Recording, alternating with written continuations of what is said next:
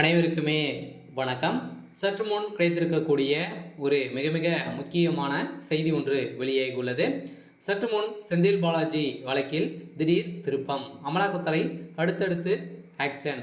தம்பியை தட்டி தூக்கிய சம்பவம் மொத்தம் முடிந்தது. இது மாதிரி பார்த்தீங்கன்னா செய்திகள் வெளியாயிருக்கு.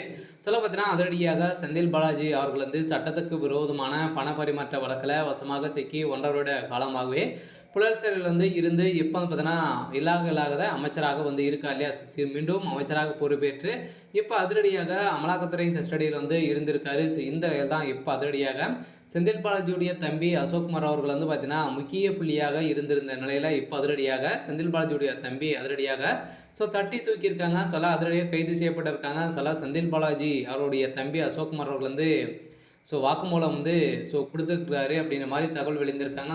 மொத்தமே திமுகவுடைய கதை மொத்தமாகவே முடிந்திருக்கு. இந்த நிலையில் தான் இப்போ முதல்வர் ஸ்டாலின் கைது செய்யப்பட வருது உறுதி அப்படின்ற மாதிரி நிரூபணமாக இருக்குது. இதை பற்றி இந்த வீடியோவில் நம்ம முழுமையாக பார்க்கலாம். அதுக்கு முன்னாடி நம்ம சேனலுக்கு இப்போ தான் நீங்கள் முதல் முறையாக வந்திருக்கீங்க அப்படின்னா மறக்காமல் நம்மளுடைய சேனலை சப்ஸ்கிரைப் பண்ணி சப்போர்ட் பண்ணுங்கள்.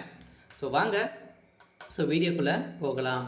அதை பார்த்தீங்கன்னா சட்டவிரோத பண பரிமாற்ற தடை வழக்கின் சட்டத்தின் கீழ் முன்னாள் அமைச்சர் செந்தில் பாலாஜி, சகோதரர் அசோக்குமார் உள்ளிட்ட 13 பேருக்கு கூடுதல் குற்றப்பத்திரிகை நகல் வழங்கப்பட்டது.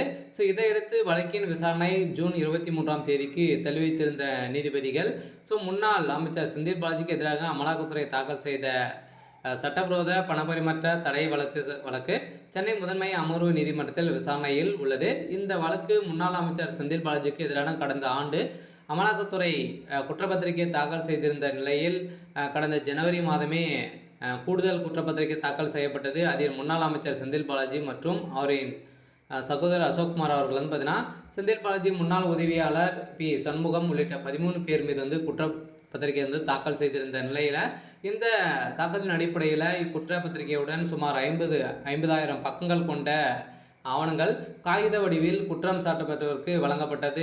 இந்த நிலையில் இந்த வழக்கு சென்னை மாவட்ட முதன்மை அமர்வு நீதிமன்றம் நீதிபதி எஸ் கார்த்திகேயன் முன்பு விசாரணைக்கு வந்தது. தற்போது வழக்கில் குற்றச்சாட்டப்பட்ட முன்னாள் அமைச்சர் செந்தில் பாலாஜி அசோக்குமாருடைய ஜாமீன் ரத்து செய்து இப்போ அதிரடியாக விரைவில் கைது செய்யப்பட போகிறாரு அப்படின்ற மாதிரி தகவல் வெளியாக இருக்குது. இருந்தாலுமே இதில் முக்கிய புள்ளியாக முதல்வர் ஸ்டாலின் அவர்களும் சிக்கியிருக்காரு. இந்த வேளையில் தான் அதிரடியாக செந்தில் பாலாஜி அவர்களும் அவருடைய தம்பி அசோக்குமார் அவர்களும் பார்த்தீங்கன்னா கைது செய்யப்பட்டாங்க அப்படின்னா அவர்கள் கொடுக்க வாக்குமூலம் கொடுத்தாங்க அப்படின்னா அதிரடியாக செந்தில் பாலாஜியுடைய கதை ஒட்டுமொத்தமாக முடிய போகுது. சரியாக பார்த்தீங்கன்னா முதல்ல ஸ்டாலினுடைய மொத்தமும் முடிய போகுது.